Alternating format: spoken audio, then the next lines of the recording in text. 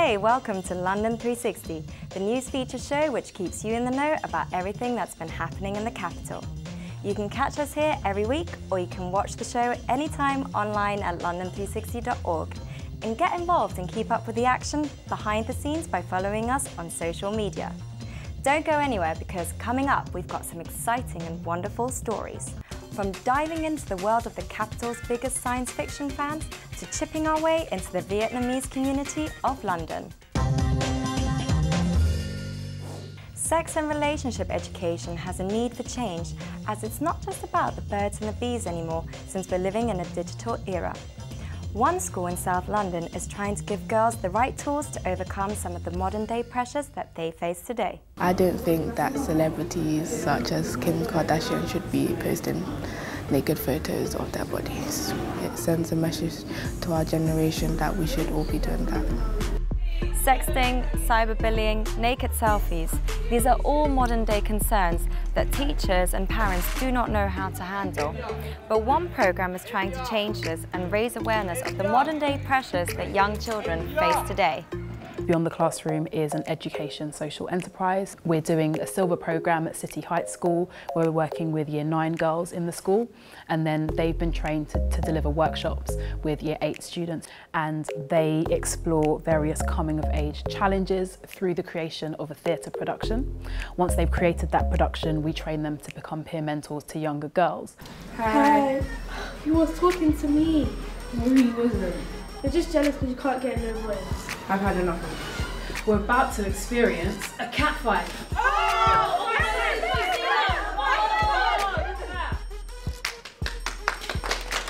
People wanted to talk about guy drama and difficulties with being a girl. So we sat down and we discussed and we helped each other and gave each other advice about what we could do to help these situations. There is certainly an issue around this area in South London.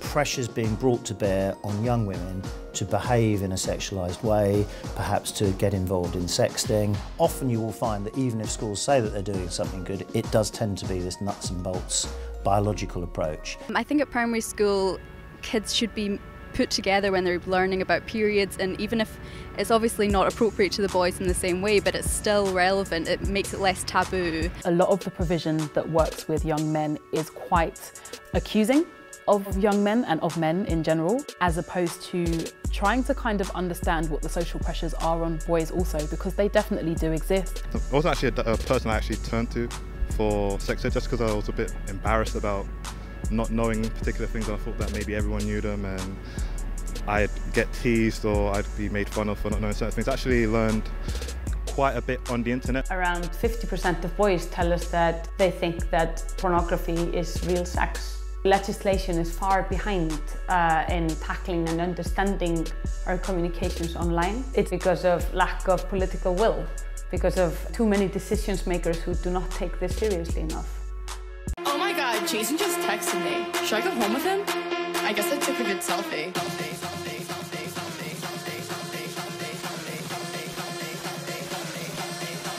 Teachers, parents, campaigns and initiatives such as Beyond the Classroom are trying to take matters into their own hands, but few still know about their rights and the hidden dangers across the online world. Distributing images of someone without their permission, especially if they're private, naked or sexual, is a criminal offence. Under a new law that came in last year, it's known as revenge porn. What's really important to explain to young people is that deliberately causing someone alarm and distress, sending them unwanted communications, sending them threats, is actually breaking the law. Cyberbullying is something that, in my opinion, is something that not a lot of people are proud to say, I'm being bullied online or stuff like that. At school I don't really learn about it. I'd like to learn more about how to deal with issues as you grow up, from being a girl to a woman. Where can you meet Spider-Man, Stormtroopers and Pikachu all in one place? The biggest comic event in the UK, held right in the heart of the capital, brought together lovers of fiction and fantasy to see their favourite characters come to life.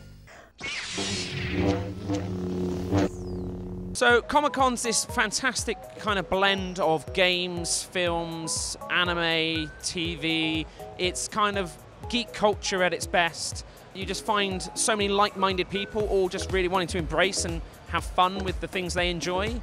Cosplaying is a Japanese combination of the English terms costume and roleplay. These cosplayers give some advice for those wanting to dress up as their favourite characters for the first time. Take your time, don't rush, make sure that you put your passion and energy into it, because at the end of the day, the reason why you're cosplaying, or the right reasons you should cosplay, is to cosplay and portray the character that you love. So that is my advice to anyone that's going to cosplay for the first time.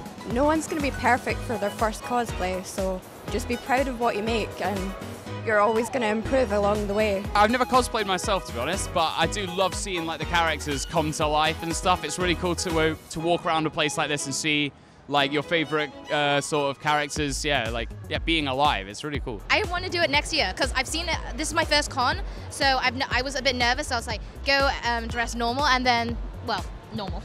It's con, and then see what is it. But now that I've seen so many things, I want to give it a try myself, definitely.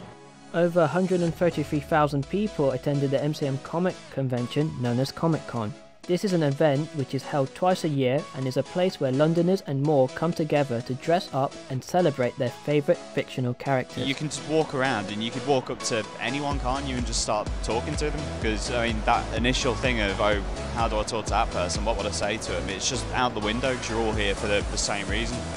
And it's just brilliant. There's a lot of different people that kind of come in and everyone's sort of really open-minded about things, which I don't think you have in a lot of other places. Like, I think London's one of the most open-minded places that I've ever been to, at least. Camden is a good example of a very metropolitan, a very diverse society. There's so much crazy stuff going on in London that no one bats an eyelid. It's always quite humbling when you come to these places because you're meeting lots and lots of people who are really excited to meet you, and they genuinely know us. You know, we're not playing characters, we're not, you know, different than who we are. So these people are coming along and they're friends, you know, and they're friends that we just don't know, but they know us. And so it's really good, and it's just, you know, throughout everyone's been really positive, really happy. You know, they put up with queuing for hours on end just to meet us for a few minutes or seconds, but are happy about it. And so that's always a great thing to see. Yeah, I just love kind of getting to chat to people and kind of having that one-to-one kind of face-to-face kind of interaction with people, and I've always found that a really nice thing. The prices for the MCM Comic-Con ranges from £20 to £50. You're paying for, like, you know, the merch and the stuff you get from it, which you can sort of keep forever, but you're also paying for, like, the memories that you make, and you meet a lot of people, and that could open up, you know, new doors to you and just loads of new friendships and stuff. Because I know I've met a lot of people here that I've kept in contact with, so that's cool. The MCM is one of the few that remain within London. Since Earl's Court went down, the Excel Centre is one of the last bastions of, you know, convention stuff for people like us.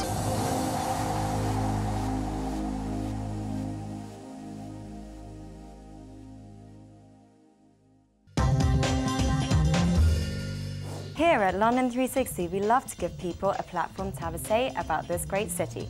So we invite you to send us your stories, points of view, or even passionate rants. If you walk around London to all the tourist places, you will find people taking snaps of statues. But Shanzay Usama from North London isn't quite satisfied with the male-female ratio on the streets. Take it away, Shanzay. Hi, my name's Shanzay and I'm from North London. Recently, feminist campaigners, including many celebrities like Emma Watson and J.K. Rowling, signed a petition and a letter to Sadiq Khan urging him to erect a statue of a suffragette in Parliament Square. Currently, there are 11 statues, all of men who fought for their rights, and yet there is not even one statue of a woman, which begs the question of why, especially considering it's been almost 100 years since women won their right to be heard and have since contributed immensely to society. I believe that honouring a woman with a statue in Parliament Square would be an incredible and much more evident step towards equality. Suffragettes fought for their rights and they deserve to be celebrated. From Millicent Fawcett to Emmeline Pankhurst, two ends of the spectrum in terms of controversiality. Well, personally, I like the idea of Emily Davies, who fought for more than just the right to vote. Coming up after the break, we'll be exploring more about how a community comes to terms with a lifelong condition. And then a soulful British artist lets us in on his favourite London hangouts.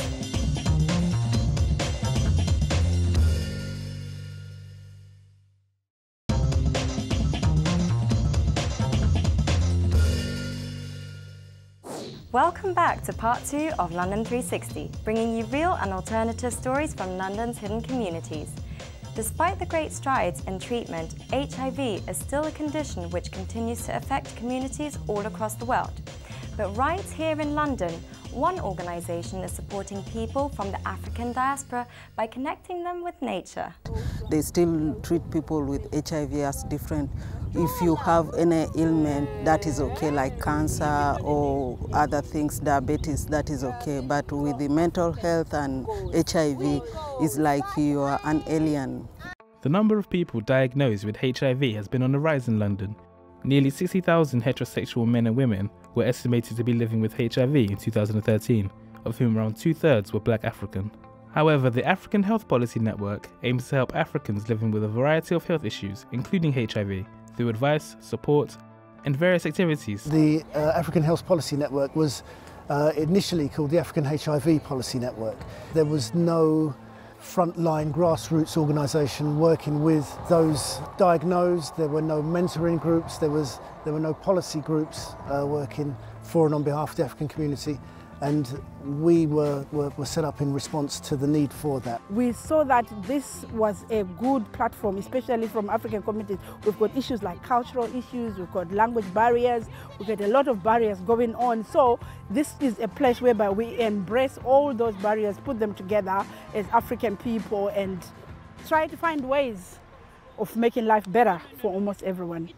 Despite better treatments and famous faces admitting to being HIV positive, much of the stigma around the condition still exists today. So the people, when they say you're HIV, they always think that it's only from sex. They don't think that maybe you get it from other means. The moment you say, oh, Grace, a young girl like that, she might have been moving around, sleeping around with everybody, which is not like that. What was life like for you before? Dull, withdrawn, not lively.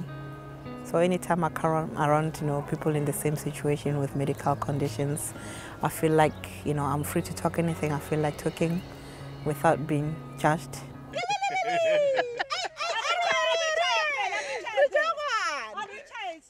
Through outdoor activities such as gardening, the women are given an opportunity to engage in physical activity and meet new people who understand their struggles. You can see I was singing, digging up the gardens and everything.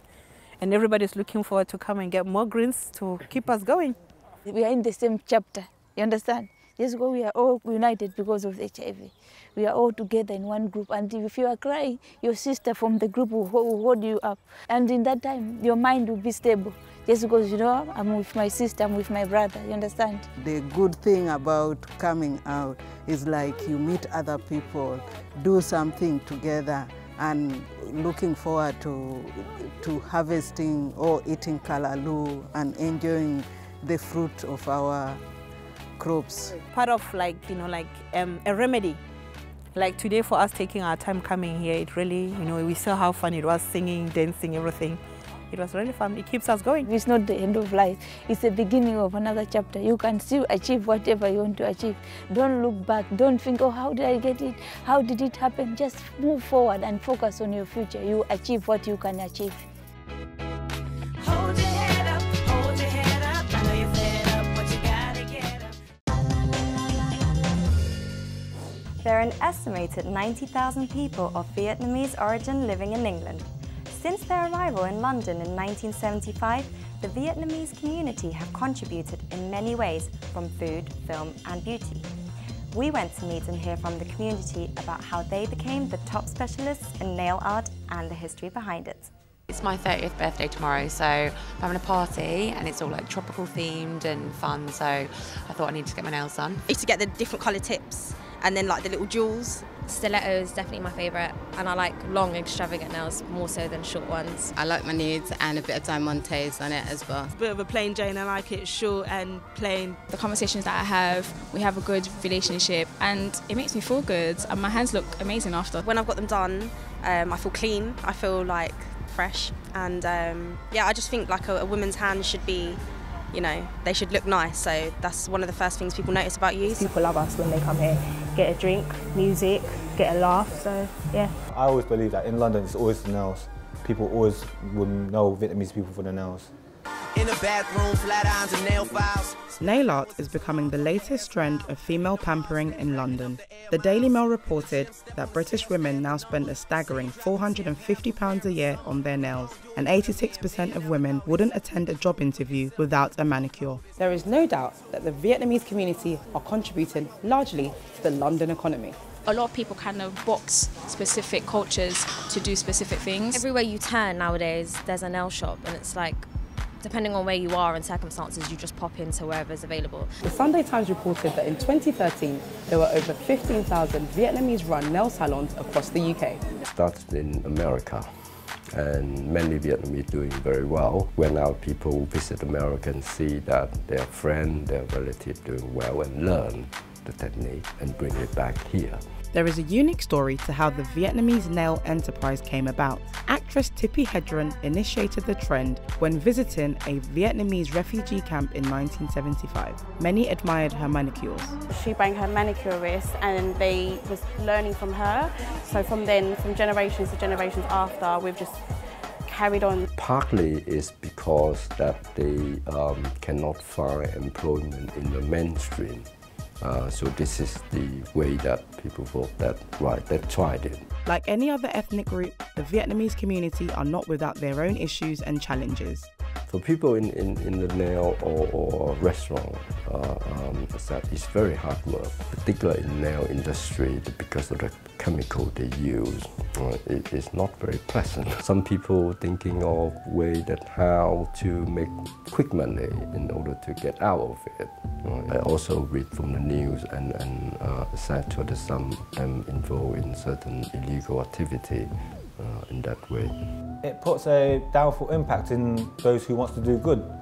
So for people that does that, I can't really speak for them because I only can speak for myself, and I'm here to run and operate a legit business. I embrace the fact that I'm working in a place where I get to interact with people every day. The audience is huge, and that's what I like doing.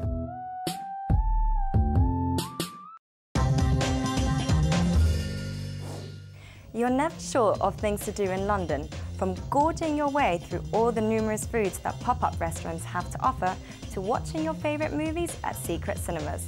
There's something for everyone.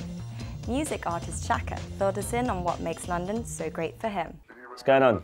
I'm Shaka with 2Ks and you're currently locked into London360. West London music artist Shaka shares how growing up and living in Notting Hill has shaped and influenced him. My father was a reggae musician.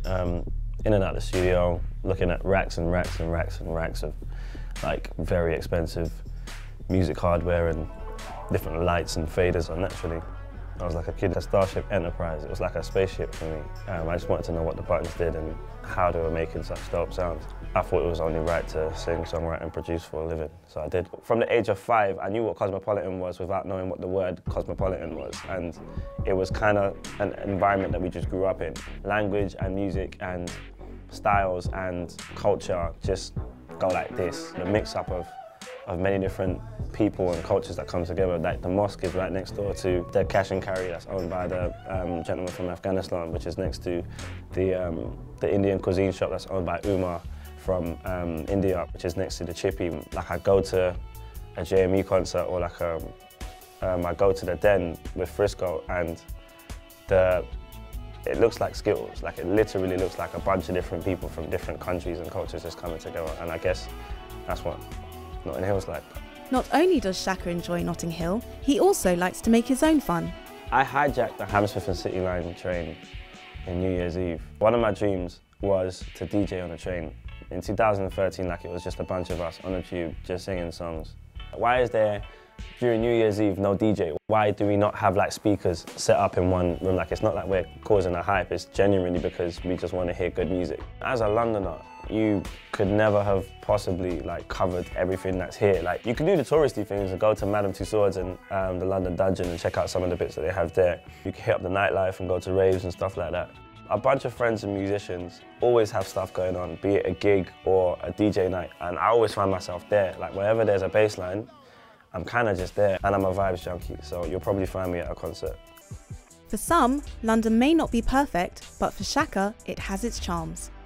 One of the only places, and one of the few places in the world where people just seem to get on. You get arguments because that's human nature. You'd hear different conversations and perspectives on the representation of different communities and such, but we're just good together and we're in some form of a harmony. Yeah, there is some form of segregation, but in comparison to the many other regions that exist in the world, I don't think this form of harmony exists in the way it does in London. You can't deny how much we've progressed as a city together. That's it for this week. We hope you enjoyed the show. Want to find out more about any of the stories featured? Then head over to London360.org. Don't forget to join in on the conversation and hit us up on social media. As this is now the last show of the series, we'll leave you with some of our more awkward, not for TV moments. And remember, keep it 360.